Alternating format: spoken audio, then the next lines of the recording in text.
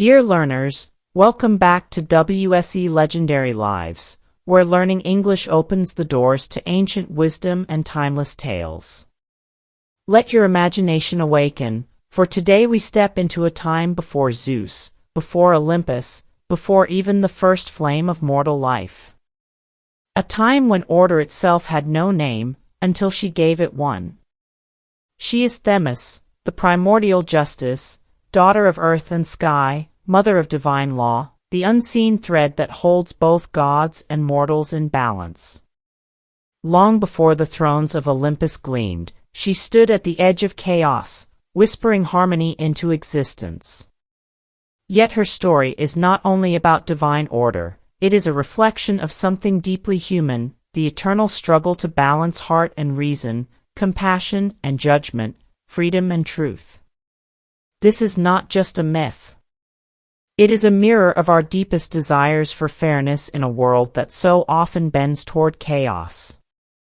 As you listen, you'll not only improve your English, you'll also journey through the timeless questions that still shape our civilization. What is justice? Who decides what is right? And what happens when order itself is tested? If you'd like to support our work, you're welcome to like, comment, share, or join us. Your support means a lot and helps us keep going. Prepare to enter a world where even gods must answer to justice. Let the legend begin. Before Olympus rose and the thunder of Zeus ruled the heavens, there was only the great void, chaos. From it came Gaia, the earth, and Uranus, the sky.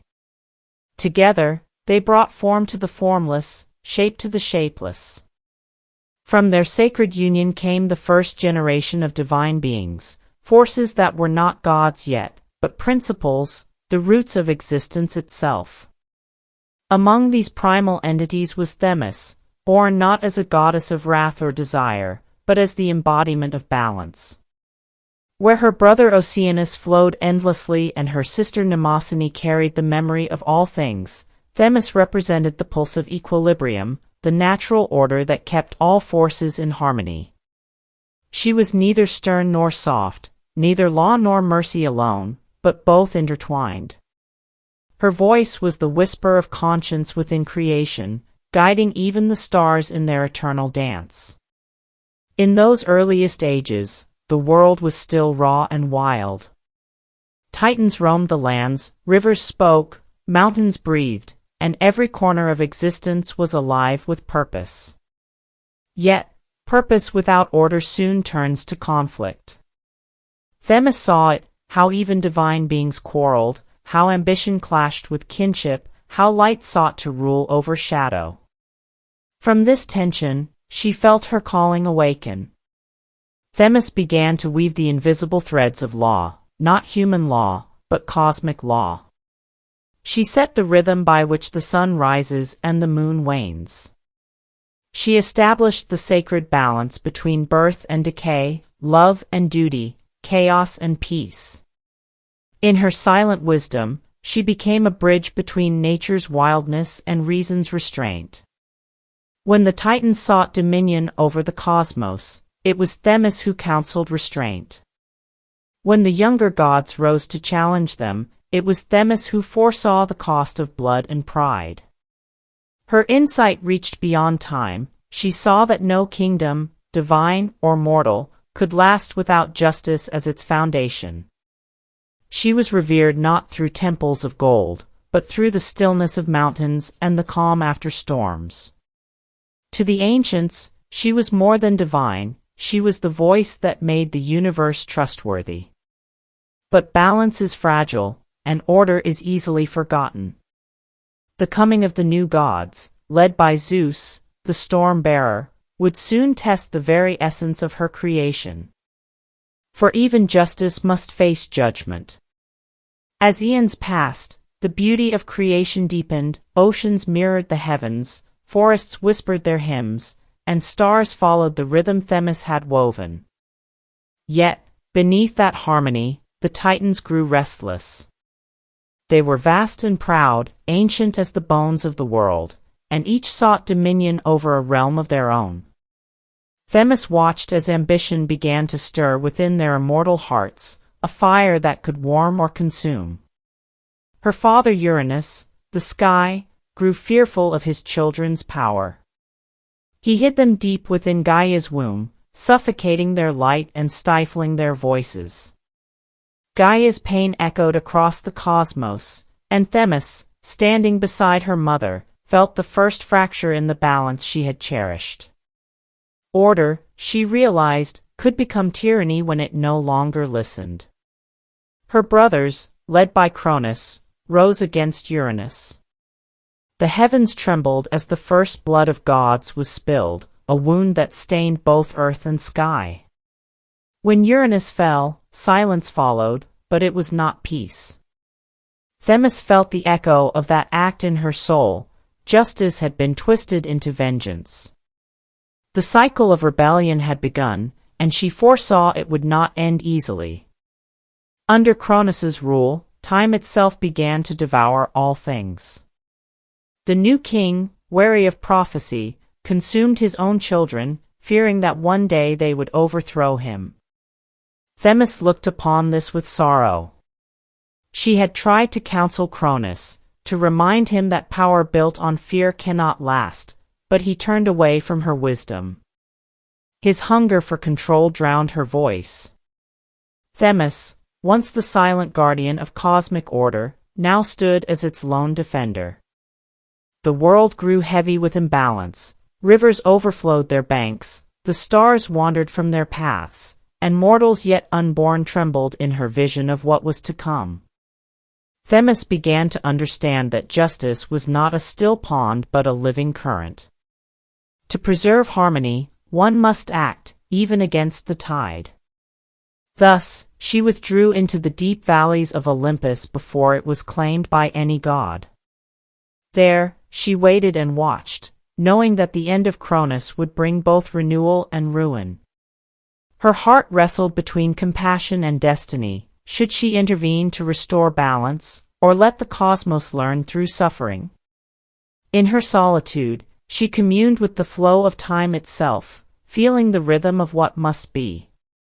It whispered of a child yet to come, one who would wield the thunder and bring a new order. Themis did not yet know his name, but she sensed that he would carry both her hope and her test. She raised her eyes to the heavens, watching the stars flicker in quiet rebellion, and murmured, "Even the just must sometimes choose between order and truth." But the world was far from done with her. The age of Titans was ending, and a storm unlike any before was rising from the womb of time. And Themis, the silent law of the cosmos, would soon be called to decide which side of creation she truly served. The air grew heavy with the scent of change. From the deep belly of Cronus, a pulse began to stir. The children he had swallowed were not lost, only waiting. Themis felt it before any prophecy spoke it. The wheel of fate had begun to turn again. One night, beneath the shivering constellations, she descended from Olympus and sought Gaia's counsel. The ancient earth, weary from ages of pain, whispered her secret. One child had escaped Cronus's hunger, Zeus, hidden among the wild mountains of Crete. A single spark, untouched by tyranny, destined to challenge the order that had decayed into fear. Themis looked into the night sky and saw destiny written in its motion. Yet she also knew what such upheaval would cost. Every new order is born through destruction, and every destruction claims the innocent as well as the guilty. Still, she could not remain silent. For justice unspoken becomes injustice aloud. So she journeyed to the sacred caves where the infant Zeus lay wrapped in divine light. The nymphs sang softly to conceal his cries, while the mountain itself kept watch. When Themis entered, the air grew still. She looked upon the child, fragile yet bound by destiny, and knew she was staring at both salvation and chaos.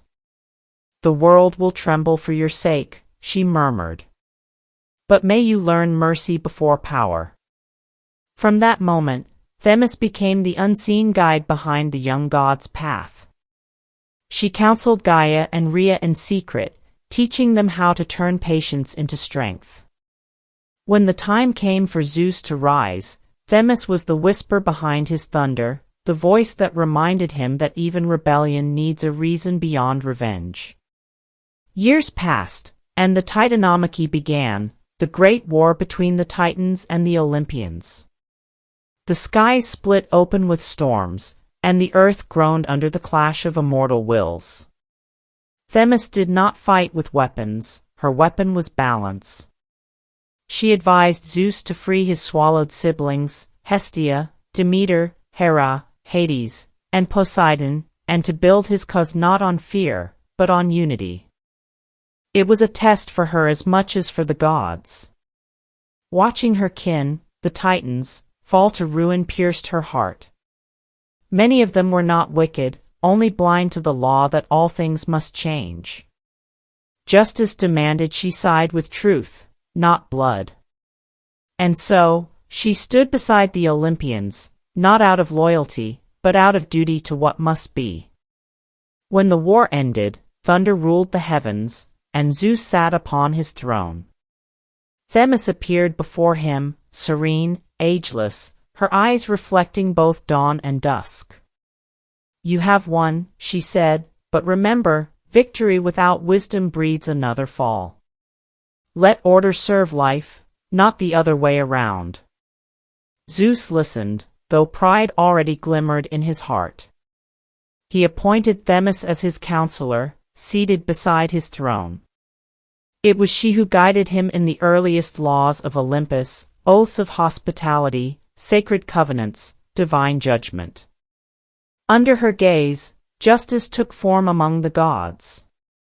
But as the Golden Age began, Themis felt a shadow forming once again. Power, even divine, carries within it the seed of its own corruption. Zeus had inherited the world, yet already his will began to harden into command. Themis watched in silence, sensing the ancient pattern repeating, harmony decaying into pride, pride birthing chaos. Her divine test was far from over. This time, it would not come from Titans or war, but from within Olympus itself. Do you believe this myth still carries meaning in our modern world, that every age, no matter how golden, eventually faces the same struggle between power and principle? Because the story of Themis was about to prove that even gods are not above justice. The dawn of Olympus was radiant. Rivers shimmered with divine light, mortals sang praises to their unseen rulers, and for a time, the heavens seemed at peace. Themis sat beside the throne of Zeus, serene yet vigilant, her hands resting upon the scales of law that no god could lift. She was the quiet force that shaped divine decrees, reminding immortals that even power must bow before truth. But peace is the most fragile illusion of all. Beneath the surface of that golden order, restlessness stirred once more. The gods, young and wild, began to test the limits of their freedom. Poseidon coveted dominion over the sea beyond his reach, Hera's jealousy burned brighter than reason, and even Zeus, her pupil, her ally, began to confuse authority with righteousness. One day, Themis stood before Zeus in the Hall of Clouds. The air crackled with his temper, lightning trembled at his fingertips. He had punished Prometheus, the Titan who had stolen fire to gift it to humankind, chaining him to a rock where eagles tore at his flesh. To the new ruler of Olympus, it was justice. To Themis, it was vengeance disguised as law. Zeus, she spoke softly, but her words carried the weight of eternity. You have conquered the Titans not to imitate them, but to transcend them. What you call justice today, will it still be justice when it is your turn to be judged? His gaze hardened. Are you questioning me, Themis? The king of gods. I question not your rule, she replied, her eyes calm and luminous, but the blindness that power brings when it forgets mercy. A law without compassion becomes the chain that strangles all it was meant to protect. For a moment, the hall fell silent. The gods turned their eyes away, for none dared speak against Zeus. Themis stood alone, her voice the only echo of conscience in a kingdom built on thunder. In that silence, a new trial began, not of war, but of principle. Themis faced the greatest test of all. Could she uphold divine order when the divine itself had begun to lose its way? Days turned into years. The more Zeus ruled, the more distant he became from the laws he once respected. He took what he desired, punished what displeased him, and cloaked it all beneath the name of justice. Themis counseled him still, but each warning fell like a drop of rain upon marble, pure, but unable to leave a mark. At last, she knew her time beside the throne had ended. Justice could not dwell where pride reigned. With quiet resolve, she left Olympus, her footsteps trailing silver across the mountains.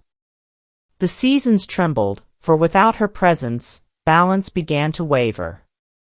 Storms grew violent, mortals quarreled, even the gods found themselves in discord. Yet Themis did not depart in bitterness. She went to the edges of the world, where time slowed and the sea met the stars. There, she stood before the horizon, the eternal threshold between what is and what might be. It was then that she performed her greatest act. She gave birth to the Moirai, the Fates, who would weave the destinies of gods and men alike. From her sacrifice came the law that even Zeus could not defy. Each thread they spun carried a truth she had always known, that no one, not even the most powerful, escapes the design of justice. Some say Zeus, in his solitude, watched the fates work and understood at last what Themis had tried to teach him, that power ends where purpose begins. Others say he never learned, that the gods still repeat her lesson in every age of humankind. And so, I ask you, what do you think this moment truly represents? Was Themis right to step away from Olympus, letting chaos grow so truth could survive? Or was justice meant to fight, even when the fight seems hopeless? Whatever the answer, her departure marked not an end, but a transformation. For justice, once embodied, had become eternal. But that was only the beginning. For even as she withdrew into silence, destiny was preparing to call her name again, one final time. Far from Olympus, where mortal prayers could not reach and divine tempests could not intrude, Themis dwelled in the stillness beyond time. She was no longer the counselor of kings nor the voice beside the throne. Instead, she had become the conscience of the cosmos itself, a quiet presence felt whenever truth and deceit collided. Yet even in her solitude, she could feel the tremor of imbalance spreading once again across creation. Zeus's reign had grown unchecked. The gods, emboldened by their immortality, began to weave their desires into the fabric of mortal fate. Wars erupted not from human will, but from divine quarrels. Heroes rose and fell by whim, and prophecies were bent to serve celestial pride. Themis watched as her carefully woven harmony unraveled strand by strand. And so, the moment came when even she, the embodiment of law, had to act beyond counsel. One night, as thunder devoured the horizon, she emerged from her exile. The stars dimmed at her passing, for the universe itself remembered her power. At the peak of Olympus, Zeus stood proud and unyielding, lightning crowning his brow. Yet when Themis appeared before him, all fell silent, even the winds. "The world is trembling, Zeus," she said, her voice as calm as deep water. "The law you swore to uphold is now a shadow beneath your will." He turned from his throne, anger flashing like stormlight. "You left. You abandoned Olympus to your silence. Why now do you return to question me?" Themis stepped forward, her gaze unflinching. Because silence has limits. I watched, hoping you would remember that justice is not thunder, it is balance. But now the scales tipped too far. The heavens shuddered.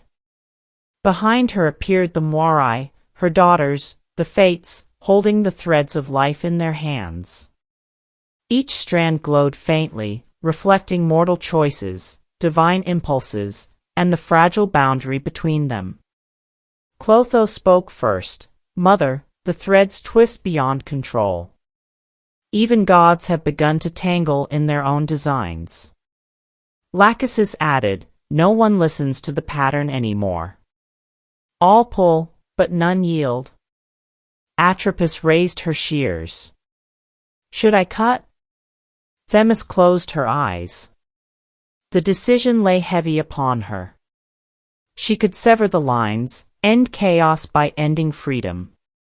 Or she could restore order through acceptance, allowing even imperfection to exist within justice. It was the deepest dilemma, to rule or to release. In that timeless moment, she saw the truth. Law without compassion breeds tyranny, but compassion without law breeds decay. Justice, she realized, was not a throne nor a decree. It was the act of seeing clearly, of holding both mercy and accountability within one gaze. Opening her eyes, she turned to Zeus. You may rule the skies, but the sky itself is bound by law. Even you, King of gods, are not above it. You are part of it. A great wind swept the hall. The lightning dimmed. For the first time, Zeus bowed his head, not in defeat, but in understanding. He saw not judgment in her eyes, but reflection. Themis was not his rival, she was his reminder. Themis then lifted her hands, and the scales appeared between them, shimmering with celestial light. She placed one truth on each side, the will of gods, and the destiny of mortals, and breathed upon them. The balance restored itself, and harmony flowed once again through the veins of the world. When the dawn broke, Themis was gone. Some say she dissolved into the stars, others say she became the voice of the oracle at Delphi, speaking justice through the lips of mortals. From that day, even Zeus sought her counsel not by presence, but by silence, for her wisdom echoed in every decision that shaped the fate of heaven and earth. That was her final transformation, from goddess to principle, from presence to eternal law. Justice no longer needed a throne. It lived within every choice that sought truth over power. And yet, her legacy was not complete. For justice, once born, must always be remembered, or it fades again into chaos. After Themis vanished into the folds of eternity, the world entered what poets later called the Age of the Scales. The thunder of Zeus grew quieter, tempered by the echo of her final words. The gods, though still radiant in their might, began to sense the invisible law that bound even them, a whisper woven through the wind, a conscience within the cosmos. Whenever Zeus sat in judgment upon Olympus, he would glance toward the empty seat beside his throne, the place where Themis once sat.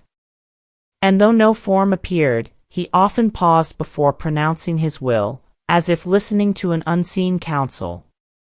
Themis's spirit had not disappeared. It had diffused into every act of truth and fairness, every moment a heart chose integrity over pride. Mortals, too, began to feel her influence.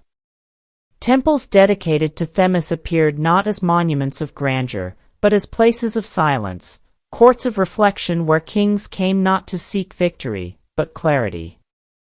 In these sacred spaces, her followers taught that law was not punishment, but harmony, that justice was not vengeance, but restoration. Her daughters, the Fates, continued her work in secret. Though they never interfered, their presence was felt in every turning point of history, a reminder that balance, once lost, always seeks to return. Through them, Themis remained the hidden hand guiding both empires and humble souls. Legends say that whenever mortals forgot her teachings, the world would darken with war, greed, and corruption, yet always, from within the chaos, someone would rise carrying her spirit. A philosopher seeking truth beyond law. A ruler who listens before judging. A rebel who defends the innocent against power. In each of them, the light of Themis flickered anew. Even the stars carried her mark. The constellation Libra, the scales, became her symbol across ages and tongues. Astronomers traced its balance and told their children, "This is Themis, who taught the gods to weigh their hearts before their words." Her influence also changed Zeus. Though still the wielder of thunder, he learned restraint. He appointed Dike, daughter of Themis, as guardian of human justice, to remind both gods and mortals that every era must renew its balance. Through Dike's vigilance, courts were born, and through courts, civilization. And so, from a single goddess of law came the conscience of humanity. But what makes Themis's legacy truly divine is not her power, it is her restraint. She could have ruled, but she chose to withdraw. She could have judged, but she chose to teach.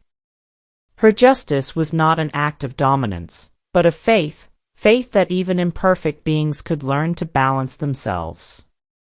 When mortals look into their hearts before condemning others, when rulers pause before decreeing war, when lovers choose honesty over deceit, the presence of Themis stirs again. For order before the gods was her gift, but order within ourselves is her inheritance. And yet, even in this restored harmony, her voice still calls through time, a quiet question that refuses to fade. Will we remember her law of balance when chaos returns once more? Because balance is never won, it is chosen, every day. The story of Themis is more than the tale of a goddess who brought law to gods and men. It is a mirror held up to the human condition, a reflection of what happens when power forgets purpose, when justice loses compassion, and when silence allows imbalance to grow. Themis did not conquer with thunder or sword. She governed through understanding, the ability to see both sides, to stand between extremes without losing herself to either. In this, she represents the eternal truth that balance is not the absence of conflict, but the wisdom to hold opposites in harmony. Every act of creation carries within it the risk of corruption. Every empire, every institution, even every human heart, eventually faces the same question she did: will we enforce order through fear, or preserve it through fairness? Her story reminds us that law, at its highest form, is not a system, it is a state of being. When Themis stepped away from Olympus, she proved that justice is not bound to power. Her silence was her final teaching, that sometimes, the greatest strength lies not in control, but in letting go, trusting that truth will restore itself. Symbolically, her scales represent more than balance between right and wrong. They signify the constant weighing of our motives, the quiet evaluation of whether our choices serve the greater good or merely our own desires.